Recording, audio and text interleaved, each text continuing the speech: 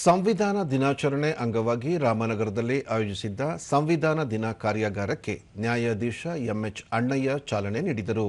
ಬಳಿಕ ಸಂವಿಧಾನದ ಪೀಠಿಕೆಯನ್ನು ಬೋಧಿಸಿದರು.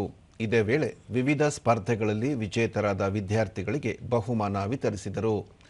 ಕಾನೂನು ಸೇವಾ ಪ್ರಾಧಿಕಾರದ ಕಾರ್ಯದರ್ಶಿ ಪಿಆರ್ ಸವಿತಾ ಮತ್ತಿತರರು ಉಪಸ್ಥಿತರಿದ್ದರು.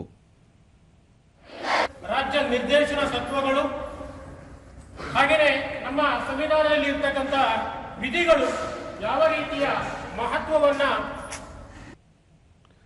ಬಳಿಕ ನ್ಯಾಯಾಧೀಶ ಎಂಎಚ್ ಅಣ್ಣಯ್ಯ ಡಾಕ್ಟರ್ ಬಿಆರ್ ಅಂಬೇಡ್ಕರ್ ಅವರು ತಮ್ಮ ಅಪಾರ ಜ್ಞಾನದಿಂದಾಗಿ ಸಂವಿಧಾನ ರಚಿಸಿದರು. ವಿದ್ಯಾರ್ಥಿಗಳು ಕೂಡ ಹೆಚ್ಚಿನ ಜ್ಞಾನಾರ್ಜನೆ ಮೂಲಕ ಸಮಾಜಕ್ಕೆ ತಮ್ಮದೇ ಆದ ಕೊಡುಗೆ ನೀಡಬೇಕು ಎಂದರು.